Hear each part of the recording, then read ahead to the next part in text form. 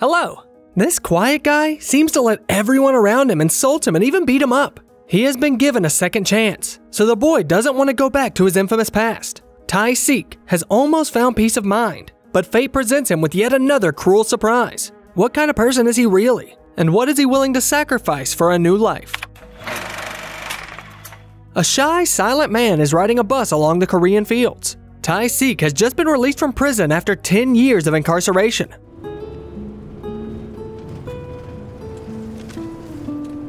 In a notebook, he makes a list of all the things he intends to do when he gets out of prison and crosses off the points once they have been done. A lot has changed in his hometown, but the Sunflower Diner is still open at the same place it was 10 years ago. The guy goes there to meet the owner, but Hee-ju, the waitress, says she won't be in until late afternoon and chases him away. The guy goes to the public bathhouse and crosses another point off his notebook. There, for the first time in his life, Tae encounters an electronic lock on his locker. He begins to examine it with interest, which annoys the bath worker. The man talks to the visitor as if he were mentally impaired, but when the guy removes his shirt, he swallows his tongue in fear. Tae-sik's body is covered with tattoos of a badass criminal. On the evening of the same day, policeman Min-seok and his partner watch from their car as a local gang member brutally beats a girl in the middle of the street. They try to figure out whether the villain belongs to the gang led by Cheon-moo or Young-gi. The police officers gossip that the gang leaders used to be best friends, but now they're about to share an elite nightclub, the Oracle, between each other, and the building hasn't been finished yet. Min-seok complains that he's hungry, so they go out for dinner. Later, Tae-sik visits the very same gangster Cheon-moo. The boss is busy beating the crap out of his subordinates. 나 그래도 나왔는데 내가 네 얼굴도 안 보면은 네가 좀 섭섭해할까 봐 그냥 잠깐 들린 거야. Cheon-moo respects Tae-sik a lot and offers his help, but the guy doesn't want anything. Then he visits Young-gi as well, who appears to be very happy to welcome his old friend. After saying goodbye though, the man spits after him and instructs his men to keep an eye on the lone wolf. Tae-sik returns to the dining room to ask the owner, Tak-cha, for a bed for the night. She turns out to be his adoptive mother and lovingly greets her son, though she expresses her feelings in rather ambiguous ways. Her own daughter, Hee-ju, does not share the mother's happiness and acts hostile towards the guy, for which she even receives a couple of blows from the woman. She sees her timid half-brother as a fool and a burden. 앞으로 친하게 지낼 필요도 없고 뽑더라도 그냥 살아. 싫으면 나가던가. Tae-sik humbly accepts all the conditions and begins to live with the family, carefully hiding his tattoos. The next day, local politician Pan-soo conducts an election campaign, promising the merchants to reconstruct the market.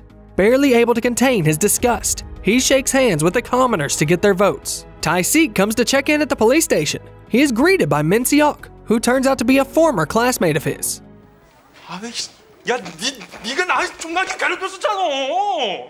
He advises the boy to leave the city, whose citizens are still terrified of his crimes. Tae-sik assures him that he has changed and won't cause any problems. Afterwards, he visits a clinic to have his tattoos removed, but because of their enormous size, the doctor can't even estimate how much this would cost. The guy can't afford it yet. At this time, Tak-cha bursts into the office of Pan-soo, who is about to demolish her diner in order to build a new shopping mall. She yells that she won't sell the building for any price, and even threatens the man who has already sent his thugs to the Sunflower. Tae-sik wastes no time and gets a job as a mechanic at an auto repair shop. He is being followed by Min-seok and his partner. The officer reveals that Tae-sik has dropped out of school and become a juvenile delinquent who has taken over all the local crime. He was especially ruthless when drinking, and he drank all the time. At that time, Cheon-moo and Yang-gi were only his sidekicks. Tae-sik had crossed the path of another powerful gangster in the city, Do-pil, who decided to kill him.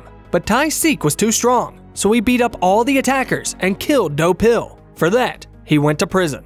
After that, Cheon-moo and Yang-gi split up the city between each other. Then another gangster interfered with their plans, the same official Pan-soo, who at the time was the owner of the brothel. So now he's the one with the most power. Min-seok finishes his story and goes to interview the head of the car repair shop. The man was afraid to hire Tae-sik, but didn't regret his decision. The guy doesn't drink, and he is a quick learner.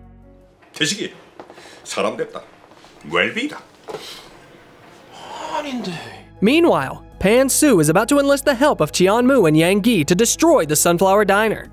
Tae-sik, meanwhile, goes to a university where he runs into Hee-ju. He wants to learn English, and his sister can't believe that the seemingly dim-witted guy knows math better than her. The girl's teacher also turns out to be an old acquaintance of Tae-sik. and says that she even visited the guy in prison, but he wouldn't come out to see her. The sister and the brother go home together, but on their way, Tae-sik gets attacked by a guy named Song-jin, who is unrequitedly in love with Hee-ju.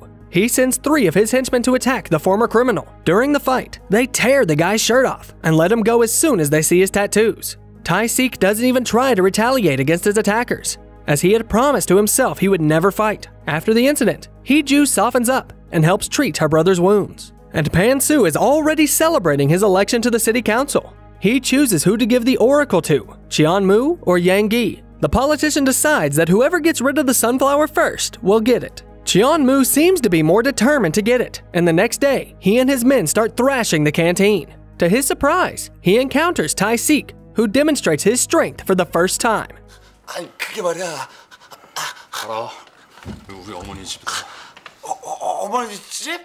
Cheon-moo apologizes and understands why Yang-gi was so hesitant. He knew in advance who he would be dealing with. The more sensible bandit fears that Tae-sik is up to something and is only acting so harmless. Pan-soo learns of Cheon-moo's failure and is also wary of the return of the man who has killed Do-pil. Tae-sik teaches his sister to solve integrals. A cellmate had helped him improve his math skills, and now it's Hee-ju who looks dumb, so the guy teases her.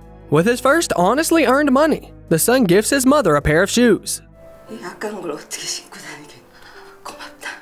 He also gives Hee-ju the camera she wanted so much, but the sister, who is jealous of her brother's success, doesn't accept the gift right away. Eventually, she confides in him for good, and later, snatches the notebook with Tae-sik's list of things he must do. It turns out to be a gift from Tak-cha that the woman had brought him during a visit to the prison. Hee-ju scoffs at her brother's naive desires to get drunk on Coca-Cola or go on a picnic. Soon, they take their mother with them and go out into the countryside, where they spend time as a happy family. Hee-ju sings and takes pictures for memory.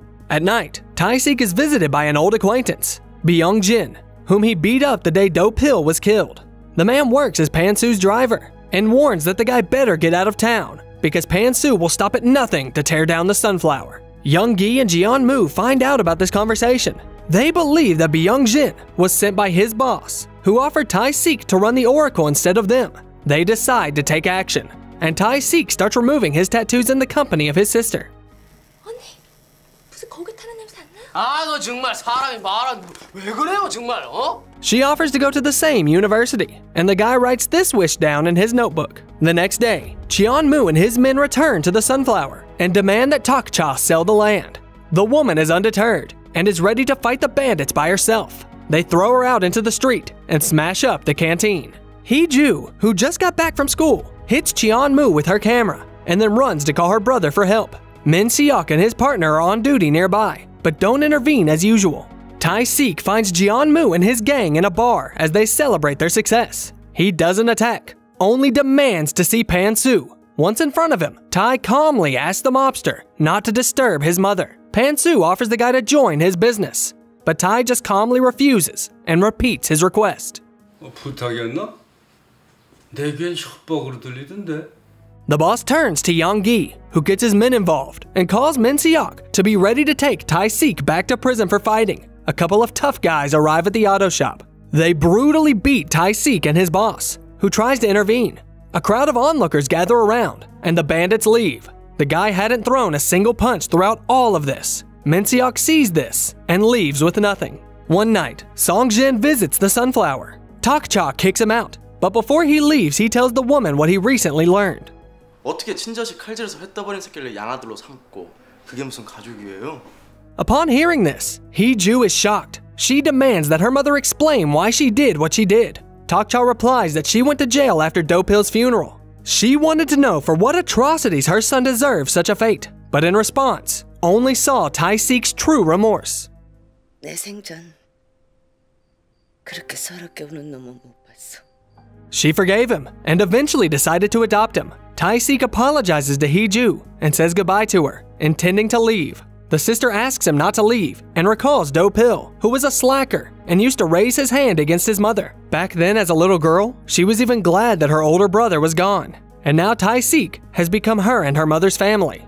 The next day, Tak-cha shows Pan-soo Do-pil's diary and threatens to make public the pages in which her son writes that it was Pan-soo who ordered him to kill Tae-sik years ago. Afterwards, Byung-jin warns Tae-sik that his mother tried to blackmail the boss, and now she is in mortal danger. But Pan-soo's plan turns out to be a lot more cruel. Sung-jin, who has recently joined the gang, speeds up on his motorcycle and hits Hee-ju over the head with a brick, sending the girl to the emergency room. The mother can't stand such a shock and agrees to sell the sunflower.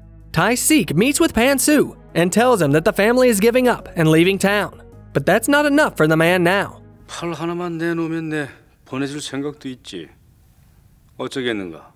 The guy puts his right hand on the table, and Byung-jin stabs a knife into it, permanently paralyzing his hand. But once left alone with Tae-sik, Byung-jin confesses that he tricked his boss and that his hand will be fine. Even though the canteen now belongs to Pan-soo, he still wants to get rid of its owner, who knows too much. Takcha packs her suitcases in the evening and finds pictures of her deceased son. 사랑하는 내 아들아,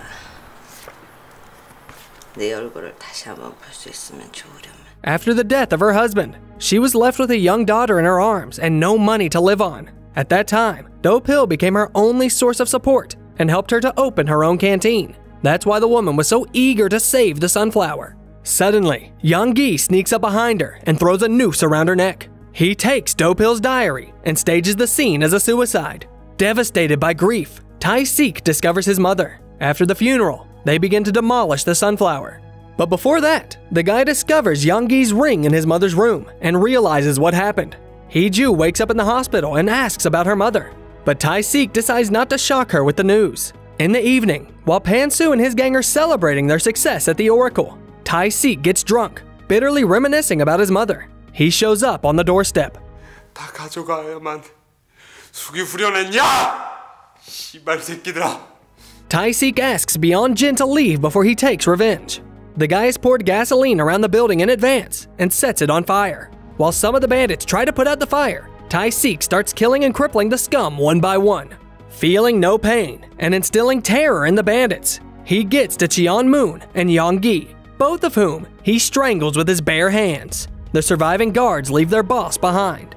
내 진작에 이럴 줄 알았지. 내 손으로 정리했어야 했는데. After exacting revenge, Tae-sik burns to death in the blazing building. He recalls the brief period of his peaceful and happy life, which he owes to his adoptive mother and sister. Hee-ju has recovered from her injuries and in a few years graduates with honors in mathematics. In her hands is a notebook with the picture they had taken together at the picnic. She crosses out the point on graduating successfully. As always, look for the title of the movie in the video description. In the meantime, let us know in the comments. Do you think Tae-sik did the right thing by following his principles to the end? Or should he have broken his principles to save his family? And don't forget to subscribe to the channel and like the video so that more awesome stories come out as often as possible. Watch an interesting movie in a few minutes without rewind? Easy! We got a great looking audience tonight. The Sweet Popcorn channel has a mega convenient format waiting just for you. Short retellings of movies, from auteur films to Hollywood blockbusters. Pick up your unlimited ticket by clicking the subscribe button.